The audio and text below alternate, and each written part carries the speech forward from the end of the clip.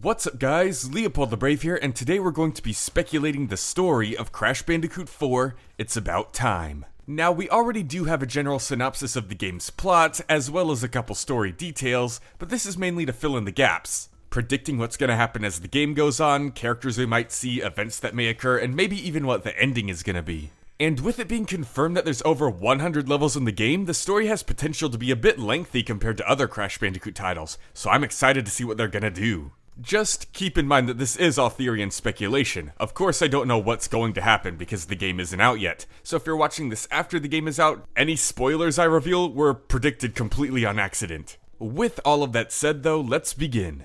So what do we have so far?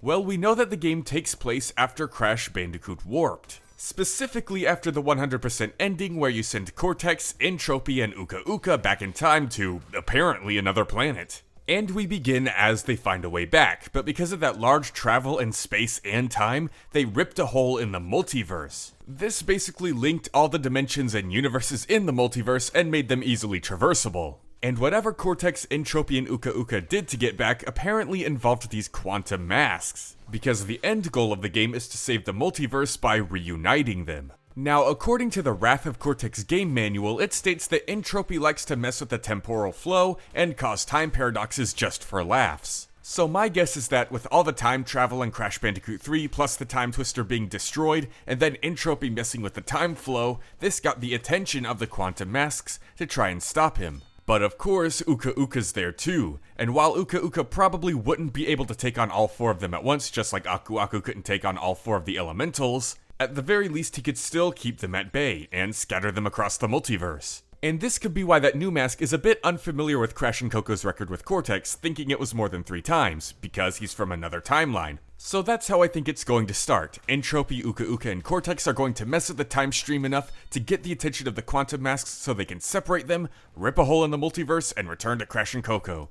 So even though the game starts after Crash Bandicoot Warped, it's able to avoid retconning the other games through this different timeline and multiverse plotline. My guess is that they're going to make the Wrath of Cortex and Twinsanity timeline separate from the Crash 4 timeline and just have it take place after Crash 3's not 100% ending, where Cortex and Uka Uka just run off and continue to be evil. I suppose CTR would belong in that timeline too. And then Titans and Mind Over Mutant would have its own timeline since its origin stories are completely different. In the original games, Crash was already an anthropomorphic Looney Tunes-esque character, with Tana and Coco and all of them, but Cortex's Evolvo Ray just gave him enhanced speed and strength, while the Cortex Vortex tried and failed to brainwash him. Meanwhile, in Crash of the Titans, Crash actually did start out as an actual real Bandicoot, just all tiny on all fours and everything, and the Evolvo Ray was merely a handgun that changed Crash into what he became. So because of all these different games and different origin stories, there are obviously going to be different timelines and universes that we're going to get to travel to, and through this, the developers can reintroduce us to important elements and characters,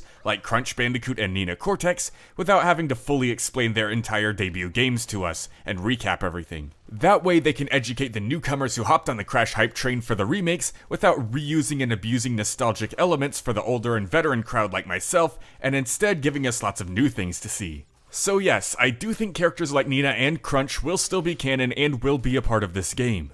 And I think there are plenty of other old faces we'll see too. For example, as we know from the leaks, Tana. And they could actually use this as an opportunity to explain why she's not in Crash 2 or Crash 3, just weird timeline stuff that affected the past. She probably just got erased and removed from their timeline and memories. And this may be a bit much, but they could use this to actually reintroduce Crash and Tana's relationship and develop it. Have them re-meet, re-fall in love, yada yada yada. But there's also this bit of concept art on the Crash Bandicoot website of a pirate-looking Tana, and Canadian Guy A actually had a really cool theory about that. He said that perhaps Tana is the captain of a pirate crew and her crew is the Nitro Squad, and I'd be up for that. It would be a really cool way to introduce these super popular characters into the canon without having them take up too much of the spotlight because they're just a pirate crew. However, we've never seen a pirate-looking Tana before, and from a merch leak a while back, we saw a Rustlander post-apocalyptic-looking Tana too, with blue hair and a mostly shaved head. So it's pretty obvious that not only are we going to be revisiting old worlds and meeting old friends, but we're going to be meeting new friends and going to new worlds as well. One of my pipe dreams is that there will at least be this little mini-world that takes place in an all 2D timeline. And I don't mean all 2D as in the bonus levels and how they play.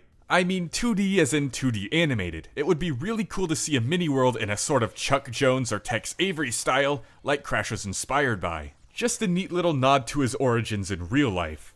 But back on track. With all this old stuff and new stuff they're gonna throw at us, how will it all end? Why reintroduce us to these old things and introduce us to new things if they're all going to be in different timelines and supposedly non-canon? Well, my theory is when they finally put a stop to Cortex or Entropy or Uka Uka or whoever's gonna be the one pulling the main strings by the end and reunite all the Quantum Masks, the Quantum Masks are gonna decide that one timeline and universe is a lot easier to take care of and manage than having to take care of hundreds or thousands of them. So they're going to take every single timeline and universe, merging and compositing them into one. They'll take all sorts of elements from each universe and timeline and just mesh them together to create one singular final timeline to start the branch over from. Think of how the New 52 and post-Crisis versions of Superman merged together to become this brand new Rebirth timeline. That's what I'm thinking they'll do for Crash. And so what that'll mean is that they'll have a brand new starting point for the Crash Bandicoot franchise, so they won't have to go back any games like they're having to go back to after Crash 3 now. And that's my theory for the story. They're going to explain the inconsistencies and plot holes in some games as different timelines and universes, but still keep the elements we all love from them by merging all of them together at the end. So that way, everything can still be canon without there being a bunch of confusing plot holes because they didn't merge until now. But let me know what you guys think. What do you guys assume the plot for Crash Bandicoot 4 It's About Time is going to be? And what do you think of my theory? Let me know in the comment section below. LeopoldTheBrave, out.